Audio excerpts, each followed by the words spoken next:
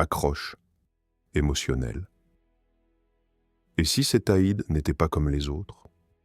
Et si derrière les réjouissances, un message plus profond nous était adressé? Un avertissement voilé? Une invitation au réveil?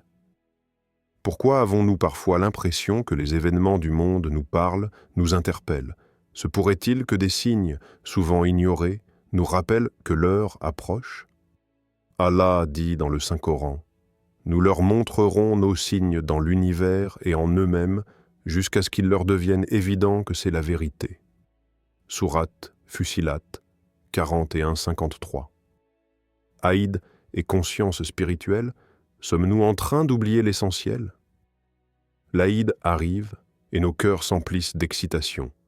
Les rires résonnent, les maisons s'illuminent, les vêtements neufs scintillent sous le soleil du matin. Tout semble parfait. Mais au milieu de cette effervescence, une question s'impose. N'avons-nous pas oublié l'essence même de ce jour béni? Sommes-nous si absorbés par les apparences, les banquets et les festivités que nous en venons à négliger la profondeur spirituelle de l'Aïd? Ce jour n'est pas qu'un simple instant de réjouissance. C'est un rappel. Un rappel de gratitude envers Allah, un rappel d'amour et de miséricorde envers autrui. Un rappel que notre bonheur ne peut être complet que lorsqu'il est partagé. Une histoire qui bouleverse les cœurs. Un matin d'Aïd, alors que les rues résonnèrent de joie, un compagnon du prophète, paix et salut sur lui, observa une scène bouleversante. Des enfants riaient, couraient, s'amusaient, mais à l'écart, un jeune garçon, vêtu de haillons, restait silencieux. Il ne jouait pas. Il ne souriait pas. Le prophète, paix et salut sur lui, toujours attentif à ceux que l'on ne voit pas, s'approcha de lui et lui demanda avec douceur: « Pourquoi ne te réjouis-tu pas en ce jour d'Aïd ?» L'enfant leva ses yeux remplis de tristesse et répondit: « Je suis orphelin. Mon père est tombé en martyr. Je n'ai ni mère, ni famille. » À ces mots, le prophète, paix et salut sur lui, ne dit rien. Il posa simplement sa main sur la tête du garçon et lui fit une proposition qui allait changer son destin. « Veux-tu que je sois ton père? Veux-tu que Aïcha soit ta mère ?» D'un geste empli d'amour, il l'accueillit dans sa famille, lui redonnant non seulement un foyer, mais surtout une place dans un cœur aimant. Une réflexion nécessaire aujourd'hui, en ce jour d'Aïd. Avons-nous pensé à ceux qui, comme cet enfant, n'ont personne pour les embrasser, pour leur souhaiter une fête bénie, pour les entourer d'amour? L'esprit de l'Aïd ne devrait-il pas être une main tendue vers ceux qui souffrent, plutôt qu'une simple occasion de se réjouir entre privilégiés? Allah nous interpelle sur cette responsabilité. Il t'interroge: que doit-on dépenser en aumône? Dis: ce que vous dépensez de bien, qu'il soit pour les pères et mères, les proches, les orphelins, les pauvres et les voyageurs en détresse. Et tout bien que vous faites, Allah le sait parfaitement. Sourate Al-Baqarah 2:215. Alors aujourd'hui, prenons un instant pour nous poser cette question. Quelles traces de bien laisserons-nous en ce jour de fête? Les signes annonciateurs, un monde en tumulte. Regardons autour de nous, les flammes de la guerre consument des nations.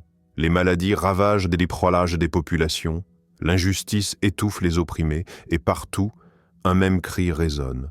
Pourquoi? Est-ce un simple hasard? Une succession d'événements dénués de sens? Ou bien est-ce un avertissement? Les signes sont là, visibles pour ceux qui prennent le temps de les voir.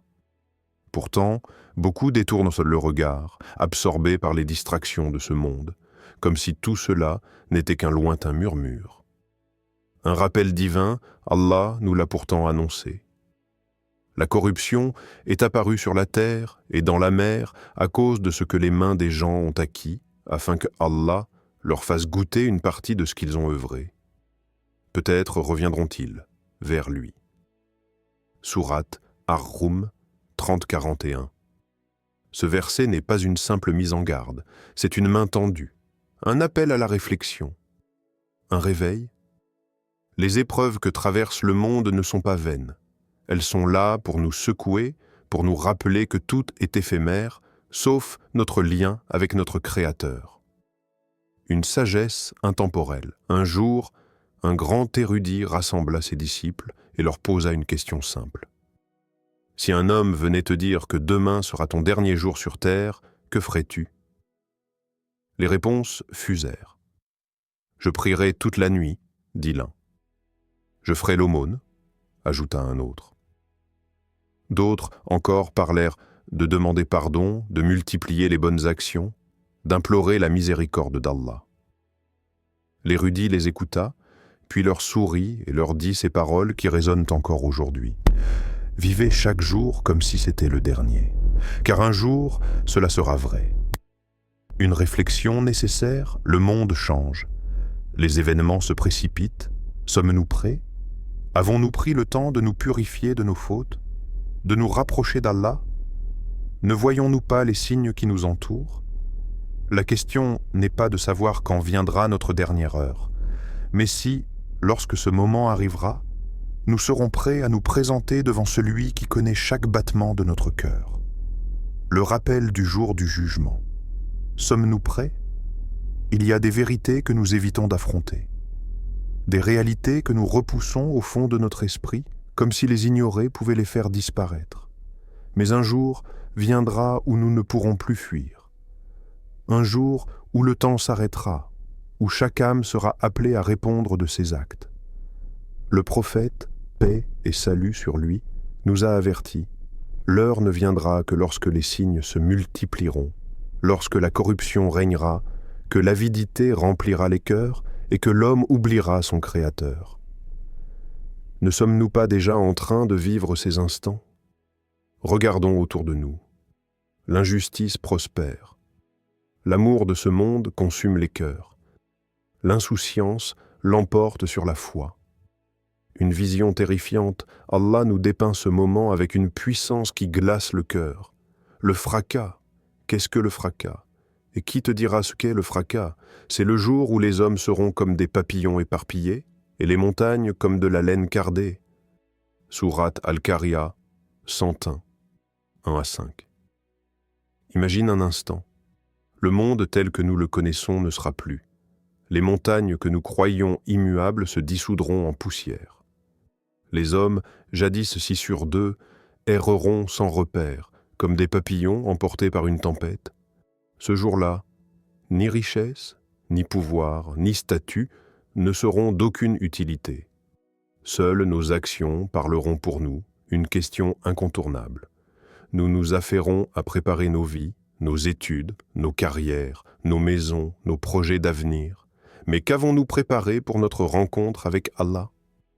Si aujourd'hui était notre dernier Aïd, serions-nous satisfaits de notre foi? Ou bien serions-nous remplis de regrets, suppliant pour un dernier instant, une dernière chance? Le temps file, et chaque souffle que nous prenons est une opportunité de revenir vers lui.